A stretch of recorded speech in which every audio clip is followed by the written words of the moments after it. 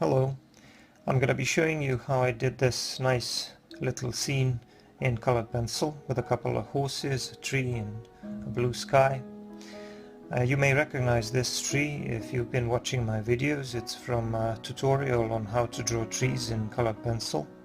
And there were two trees on that paper. I decided to split that paper in two and create two small scenes. And this is going to be the first one. Now let's have a look at how I did it. The first thing that I'm going to do is play the time lapse of the original tutorial on how to draw trees, where I did that drawing of an oak tree. And for the purposes of that video, I drew two trees, one to the left and one to the right. The oak tree was to the left, and it will be more or less in the middle of my scene, so I had to adapt to that because I obviously couldn't move it. I had to build my composition around it. As for the way I drew this tree, if you want to hear about it in more detail, you can watch the video on drawing trees. I'm going to put the link in the description. But for now, just a few main points. Obviously I used a very limited number of colors. I only used 3 pencils. I used an olive green for the leaves and canopy, and the brown and the black for the trunk and the branches, and I used that same black on the canopy as well. I used a scribbling motion with short strokes, and I went over the olive green with my black color pencil, varying my pressure and the amount that I apply with a pencil to create these segments or clusters of leaves, and to create a little bit of texture that kind of looks like leaves as seen from a distance. And I shaded the tree and the trunk so that it looks like the light source is coming from above and from the left, more from the left. Finally, I used a pencil eraser to pull some of the highlights and make some of the areas on the tree a little bit lighter. Now you can see what the half of that drawing looks like. I cut it in half, and we're going to be working on this left side and create a scene around it. So there are going to be 2 horses grazing grass or just standing around in this meadow, and then I'm going to put some mountains and some trees and clouds in the back. But the challenge here was the fact that, like I said, I had to work around that tree. So I was kind of limited in terms of my options when it comes to the composition and had to make the best of it. So I decided to put these 2 horses in the background, in the foreground rather. And the first one is going to be a kind of reddish brownish color with a few white patches here and there.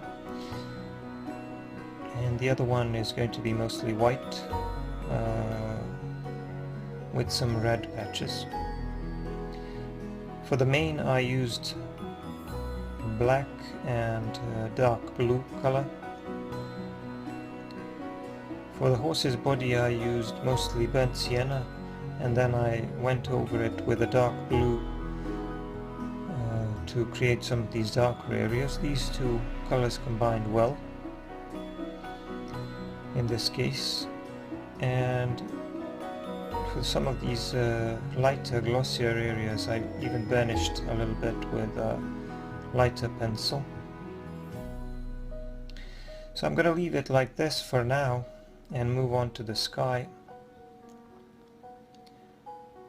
As for the pencils I used mostly Faber-Castell, Staedtlers and Elias. So Faber-Castell Polychromos are the highest quality ones that I used here. The other 2 are a little bit cheaper, but you can use any type of colored pencils you like. It's just a matter of preference. I just think that the Faber-Castell ones tend to be more rich in color and pigment. So as for the sky, as you can see, I tried to leave some of the white spaces and create suggestions of some clouds, a cloudy sky, but mostly clear with some very light clouds. And I blended that with a Q-tip, and I eventually had to do a little bit of erasing, which is fine as long as you don't press too hard. You can erase colored pencils, especially some of these cheaper ones which don't have that much pigment. So I managed to create a nice looking sky, and now I'm doing some mountains in the background, in the distance, and I used a slightly different blue for that with a little bit of green tone in it. And I also decided to add a few trees or bushes here in the back, just to break up that line a little bit and make it more interesting.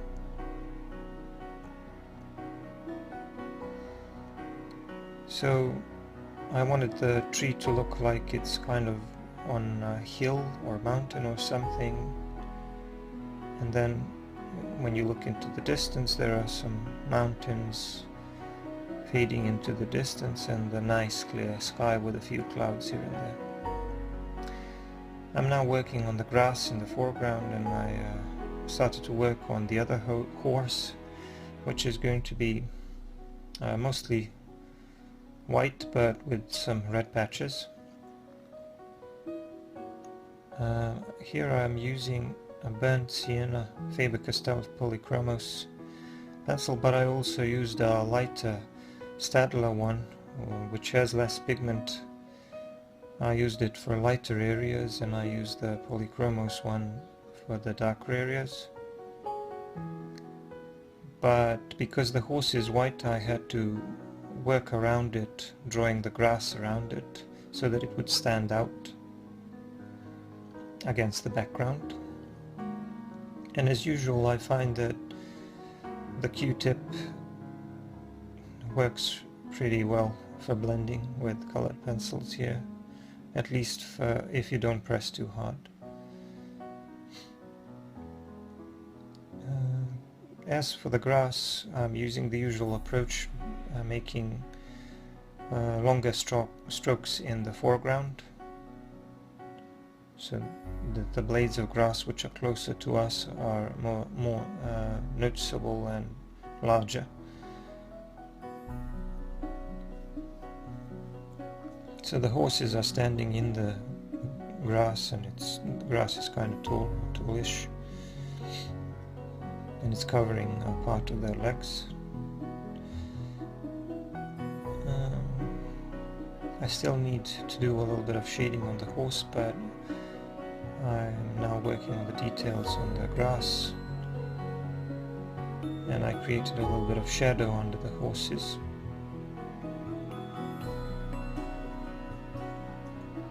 So now I'm trying to put in more detail on that horse and do a little bit of shading. I'm using my black color pencil to shade some of the areas on the horse, to try to see that if I can make it look a little more 3D, give it a little bit more volume.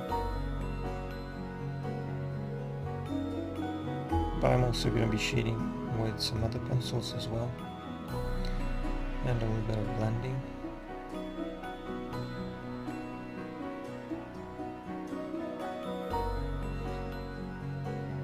Now I'm also using a white gel pen to draw some of the hairs on the mane and the tail, which I wasn't able to clean with an eraser. I use gel pen very, very sparingly. I don't really like to use it for highlights. And now just a few final touches around the legs.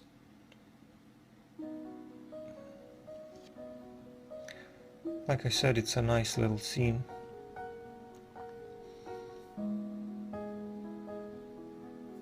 I didn't want to leave those two trees just like that. I wanted to create a full drawing, a full scene.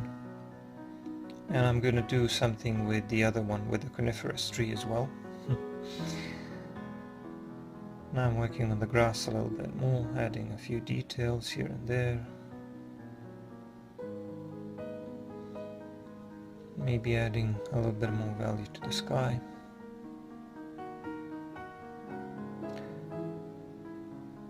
And the drawing is pretty much done. I removed the tape with which it was secured and sprayed it with a little bit of fixative, because I use fixative on almost everything, even though with colored pencils it's not that big a deal.